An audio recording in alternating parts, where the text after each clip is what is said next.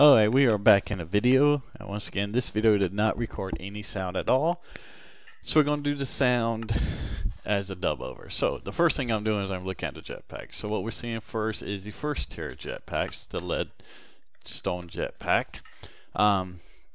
These are kind of the things you created. Now these things at the bottom are a pain in the ass, because every jetpack is going to take these dynamos, and it's all going to be a different kind of dynamo game to be a bigger dynamo. They're all going to take the redstone reception coil and some form of cog. Now as you see, the fuel doesn't last long. I've already used 1%, I haven't hardly did anything, 3%. So fuel in this first one is not going to last long, and this is in hover mode, and you see once you let go of it you pretty much sink really freaking fast. However, that's fine, you got upgrades. So we're going to take it out and we're going to put it in. And here goes the second tier of jetpack. Now, this one is a lot better. Every one of them pretty much does a good improvement. When you get to the top tier, you pretty much got creative flight and hover mode. So, as you see, it's a bit faster. Hover, you sink a little less slowly, but still fast. This one still isn't going to last you long if you're using it for an extended period of time with the energy. So next, we're going to go through to the third tier of one. And this is the highest one we're going to go to on this video, because the next tier is very expensive. I think, yeah, in a second I'll show you what it costs. But, here goes the next one. Now, this is one we're going to be sticking with for a good little bit. As you see, it's pretty freaking fast, even in hover mode. It's pretty much as fast, almost as fast as creative flight. You don't sink that bad. And that's without hover. You're like, whoo! And as you see, the energy is lasting a little bit longer, especially when you've got that little handy one I got, as I can take it off, put it in my hand, and charge up at any time. So when you're looking, oh yeah, well apparently I can't spell jetpack, but we'll correct that in just a second, as NAI decides whether it wants to do the right thing or not. It does. So here we go. As you see, you've got to have the top layer, the resonant flux capacitor. You got to have enderarm ingots. You got to have the thrusters, which takes more flux capacitors. The luminite, which is pretty expensive too. These dynamos takes more luminite. Electrum, yeah, a very expensive jetpack. Is it worth it?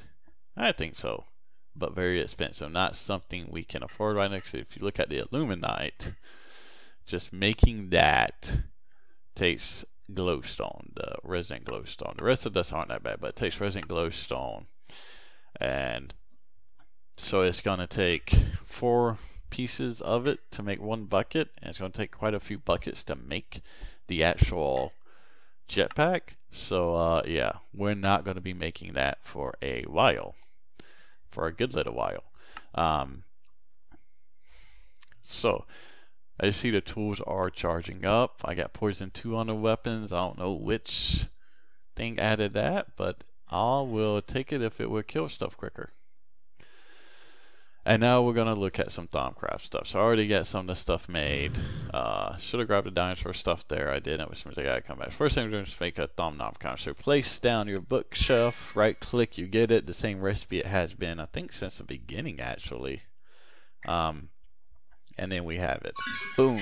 Now this is one of the books you actually don't have to bound to yourself. I tried to because I forgot about it, because it saves it. So even if I destroy this book, throw it in lava, make another one, I still have my research saved. And there are quite a few things you can create from this. I was trying to see if it was bound to myself there. It's not. So this is our research. I've got a little place over here for it. And this is basically going to be the research station if I can get into the door.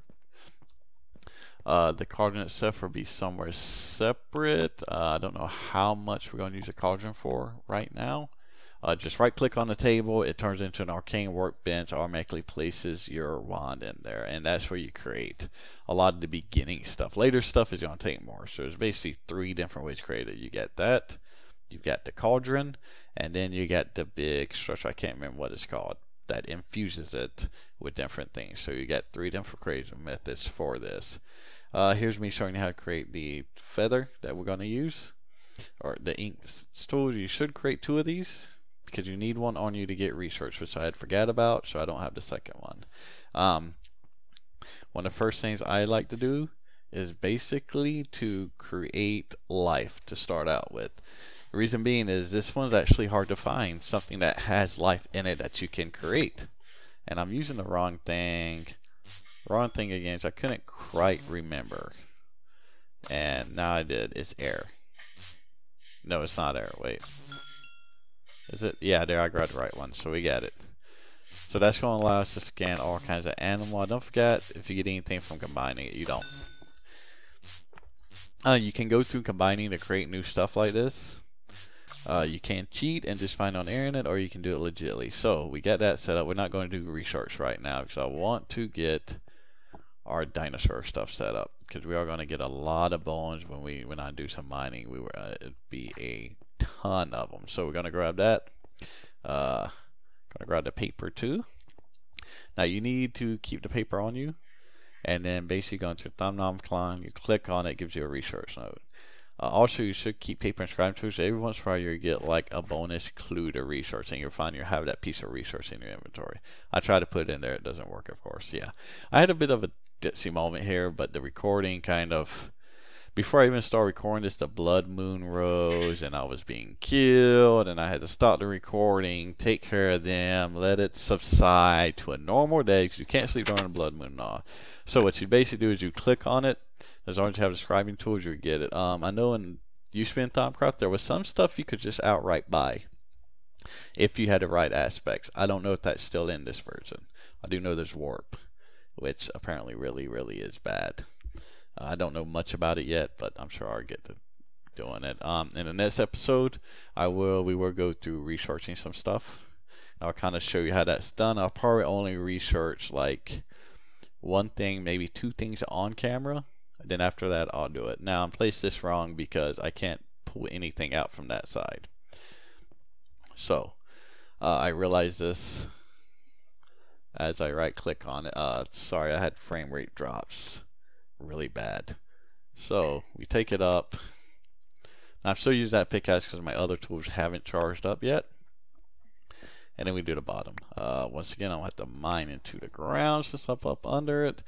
And you just want to shred, and you really do have to have some kind of auto extraction system on this, because it will get flooded with stuff. And it's because once you start getting actual dinosaur parts, then you get too many. So you get sand, you get some bones, and you only really have 2 different dinosaur DNAs, and it's not going to be able to produce anything else, and it'll just stop. So I'm looking for my dinosaur parts. Oh, that sounded kind of wrong. I do have some in my inventory, but I also missed some in a chest. I didn't realize I had those in my inventory, and I'm trying to find them. I couldn't remember which chest. I think I'm about to find them.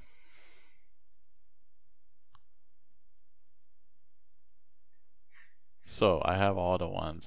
Oh yeah. No, I'm looking for the meat you can get, which you can get some interesting stuff from, but I didn't have any.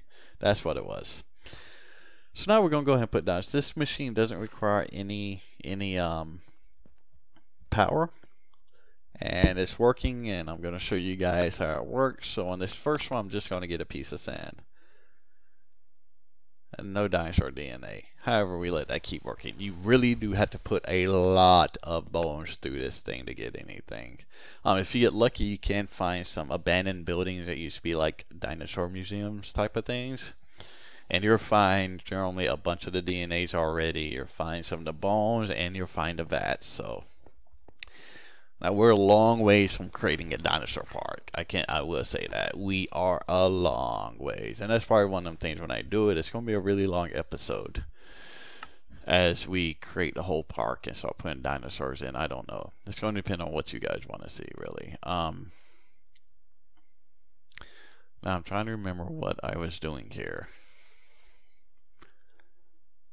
Oh yeah, Ancient Warfare. I wanted to create some Ancient Warfare stuff. However, what you're going to see is that I don't have the stuff for it, because I don't have but 3 pieces of leather.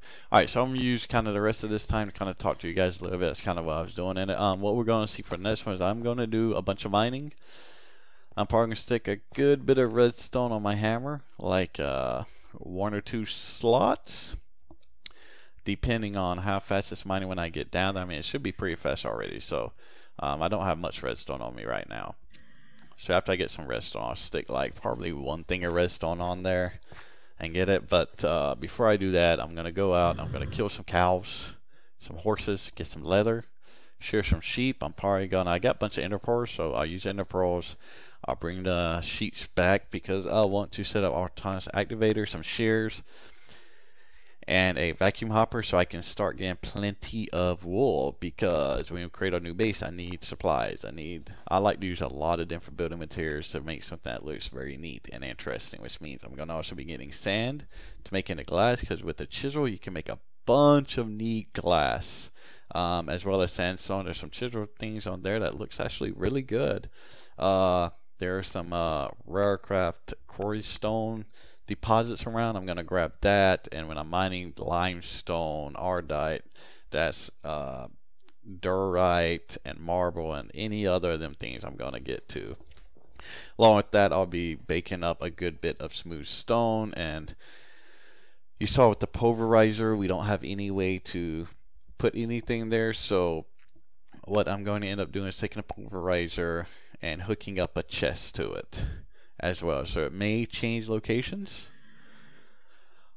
I don't know. It's probably going to be behind where the other machines are. That's curving over to the right, the fluid transposion stuff.